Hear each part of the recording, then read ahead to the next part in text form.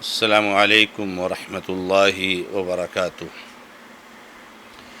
الحمد للہ رب العالمین، واشہد ان لا الہ الا اللہ وحدہ لا شریک لہ، واشہد ان محمدا عبدہ ورسولہ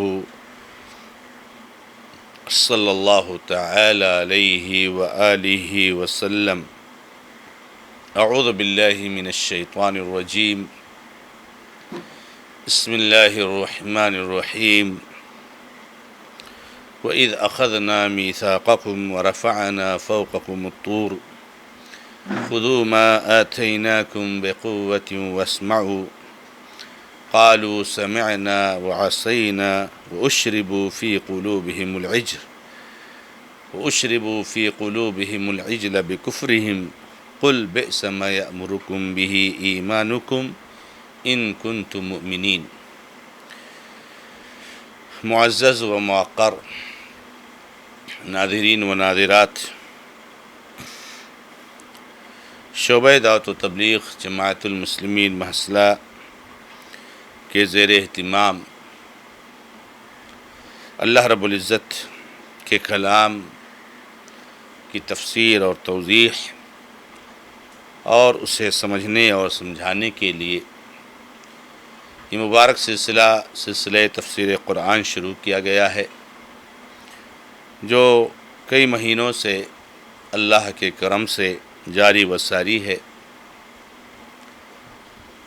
ہم اور آپ کو اللہ رب العزت نے اس مبارک سلسلے سے جڑنے کی توفیق عطا فرمائی، اور اس کے ذریعہ اللہ نے اپنے کلام کو سمجھنے اور سمجھانے کا موقع فراہم کیا۔ یہ اللہ رب العزت کا بڑا کرم ہے، جس پر ہمیں اللہ رب العزت کا شکرگزار ہونا چاہیے، کیونکہ اللہ کے کلام کو سمجھنا ہی اصل مقصد ہے۔ انسان جب اس کلام کو سمجھے گا تو اپنی آخرت کو اور اپنی دنیا کو بنانے کے لیے فکر مند ہوگا، اور اللہ رب العزت کی عظیم نعمت جنت کو ہم کیسے پا سکتے ہیں، ہمیں اس دنیا میں کیسے زندگی گزارنی چاہیے، یہ ساری باتیں ہمیں اسی کلام میں معلوم ہوں گی۔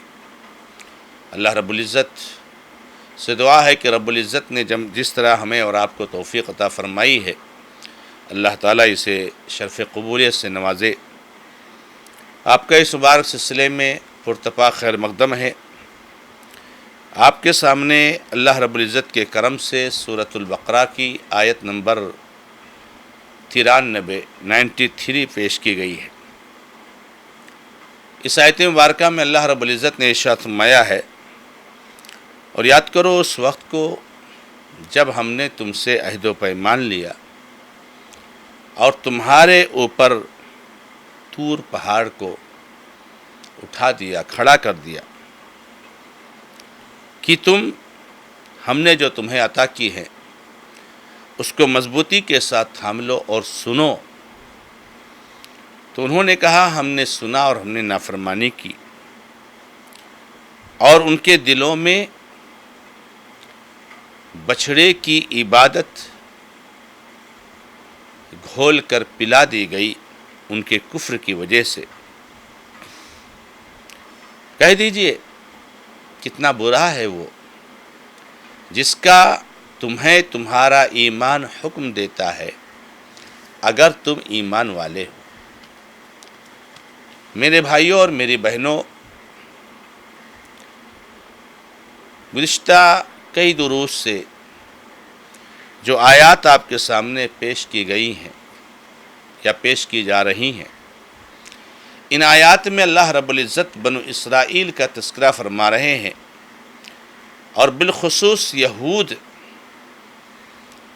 کی جو طغیانی اور سرکشی اور نافرمانی ماضی میں رہی، اللہ رب العزت نے اس کو یہاں پر بیان کیا ہے، اور اللہ رب العزت نے ان کے اوپر کس طرح کی نعمتیں نازل فرمائی اس کا بھی تذکرہ کیا ہے۔ مگر ان نعمتوں کے بدلے میں، ان نعمتوں کے جواب میں اللہ کا کتنا فرما بردار بندہ بن جانا چاہیے، تو یہ تو ان سے نہیں ہوا، بلکہ ان نعمتوں کے بدلے میں انہوں نے ہر موقع پر اللہ کی نافرمانی کی۔ چنانچہ اس آیت کریمہ میں بھی اسی سلسلے کو آگے بڑھاتے ہوئے اللہ رب العزت نے فرمایا ہے کہ یاد کرو اس وقت کو جب ہم نے تم سے عہد و پیمان لیا۔ اس سے پہلے بھی اس معنی کی آیت مبارکہ گزر چکی ہے کہ اللہ تبارک و تعالی نے جب ان سے تورات پر عمل کرنے کے لیے کہا اور تورات کو اپنی زندگی کا لائحہ عمل بنانے کے لیے کہا تو انہوں نے آناکانی شروع کی، دائیں اور بائیں دیکھنے لگے، تو اللہ تعالیٰ نے طور پہاڑ کو ان کے اوپر کھڑا کر دیا۔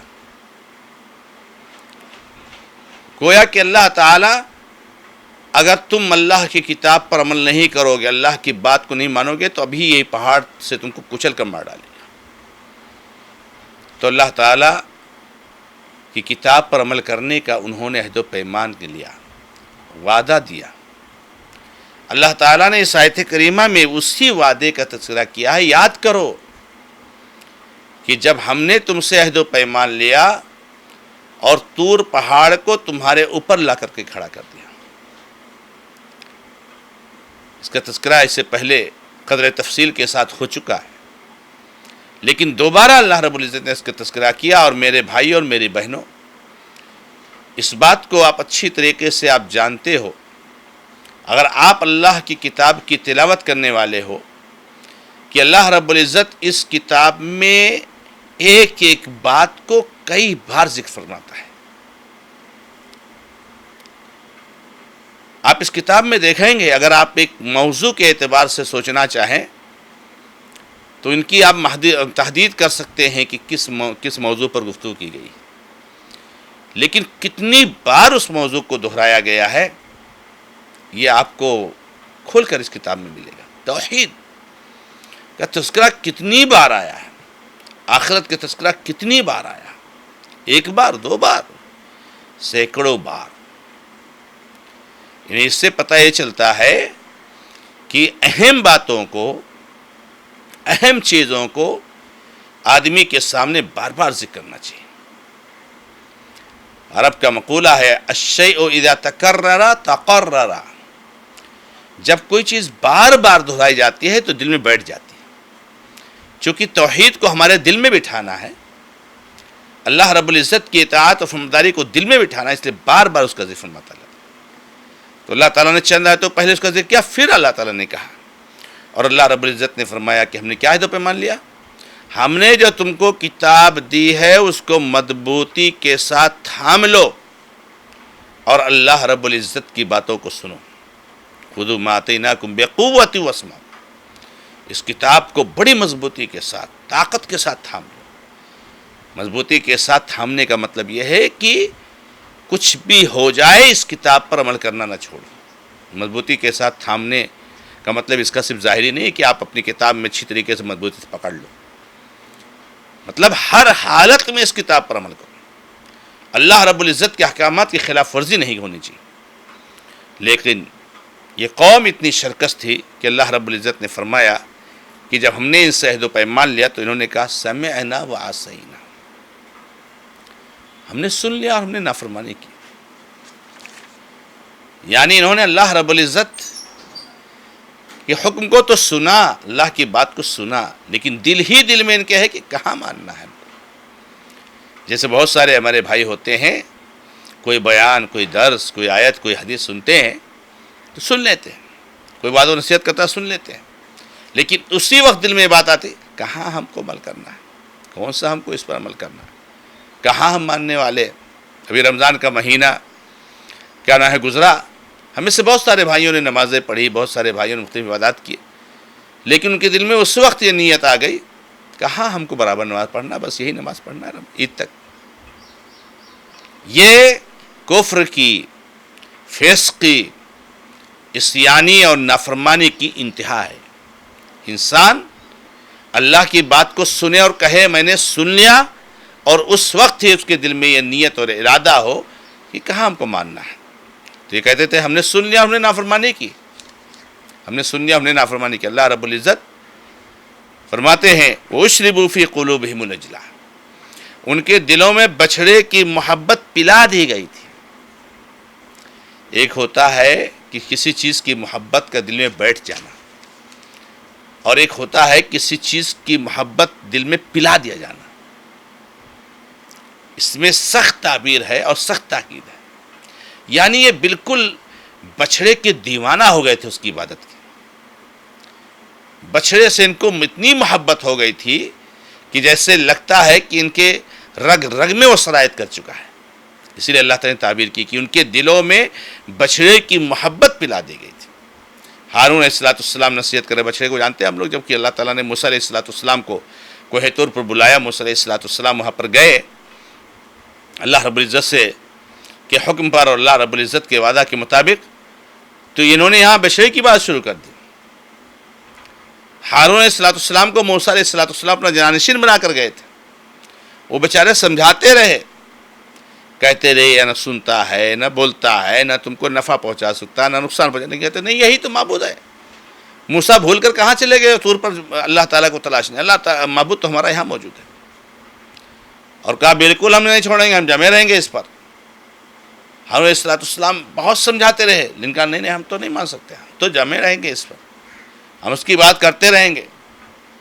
تو اللہ تعالیٰ نے فرمایا ان کے دلوں میں ان کے کفر کی وجہ سے بچھڑے کی محبت پلا دی گئی، یعنی بالکل بچھڑے کی محبت ان کے دل میں بیٹھ گئی۔ اچھا وجہ کیا بنی؟ ان کے کفر اور انکار اور نافرمانی جو تھی نا، اس کی وجہ سے۔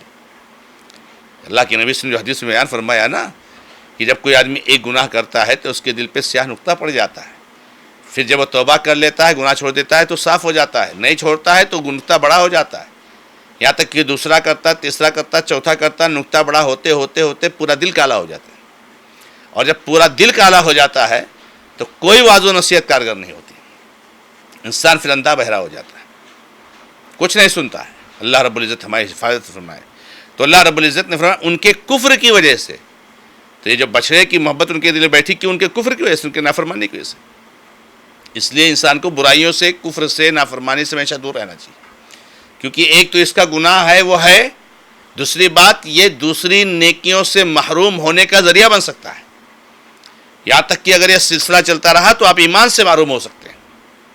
اور ایسا دیکھتے ہو میرے بھائیوں، مشاہدہ ہے معاشرے اور سماج میں کہ جو ہے آدمی ہٹ دھرمی اور نافرمانی پر قائم رہتا ہے، آہستہ آہستہ نعوذ باللہ دین سے ہٹ ہو بیٹھتا ہے۔ تو اللہ رب العزت نے فرمایا کہ ان کے کفر کی وجہ سے بچھڑے کی محبت ان کے دل میں پلا دی گئی۔ کہہ دیجئے آپ ان سے تمہارا ایمان کتنا برا ہے، یا کتنے برے کام کا حکم دیتا ہے اگر تم لوگ مومن ہو۔ یعنی اللہ تعالیٰ نے ان کو غیرت دلائی ہے کہ اے بے ایمانو، تم ایک طرف کہتے ہو کہ ہم مومن ہیں، ہم ایمان لانے والے ہیں، جو اس سے پہلے آیتیں گزر چکی، آمنا، ہم ایمان لائے، ہم تورات پر ایمان رکھتے ہیں، موسیٰ علیہ السلام پر ایمان رکھتے ہیں۔ ایک طرف ایمان کا دعویٰ اور ایک طرف بچڑے کی عبادت، یہ تمہارا ایمان کون سا ہے؟ یہ کتنا برا ایمان ہے، یا کتنے برے کام کا یہ حکم دے رہا ہے۔ ارے ایک مومن کے دل میں جب ایمان ہوتا ہے تو اللہ رب العزت کی توحید پر گامزن ہونے کا ذریعہ بنتا ہے نا، شرک سے انسان دور رہتا ہے۔ آدمی کے دل میں ایمان ہو، بچڑے کی بات کرے، اللہ تعالیٰ نے کہا تمہارا ایمان کتنے برے عمل کا حکم دے رہا ہے۔ بھئی ایمان یعنی توحید یا عقیدہ، یقین، پختگی، یہ تو انسان کو توحید پر جماتا ہے، توحید کی طرف لے جاتا ہے، شرک سے دور کرتا ہے۔ تم دعویٰ کر رہے ہو ایک طرف ایمان کا اور ایک طرف بچڑے کی بات کر رہے ہو۔ اللہ نے کہا تمہارا کتنا برا ہے وہ عمل جس کا تمہارا ایمان حکم دیتا ہے۔ اگر تم سچے مومن ہو ذرا غور کرو اس پر، ذرا تمہاری غیرت تو بھڑکنی چاہیے، ذرا تمہارے جذبات میں تیزی تو آنی چاہیے کہ تمہارے اندر کون سا ایمان ہے کہ ایمان رکھے تم بچڑے کی بات کر رہے ہو۔ تو اللہ رب العزت نے اس آیت کریمہ میں بھی بنو اسرائیل بالخصوص یہودیوں کا تذکرہ فرمایا ہے اور ان کو ذکر کر کے اللہ رب العزت نے ہمیں اور آپ کو سب کو ہوش کے ناخن لینے کی دعوت دی ہے۔ اللہ رب العزت سے دعا ہے کہ رب العزت ہمیں اور آپ کو سب کو توحید پر قائم و دائم رکھے۔ ھذا ما عندی، اللہ تعالی عالم، والحمد للہ رب العالمین، وصلی اللہ علی محمد وسلم تسلیما کثیرا، والسلام علیکم ورحمۃ اللہ وبرکاتہ۔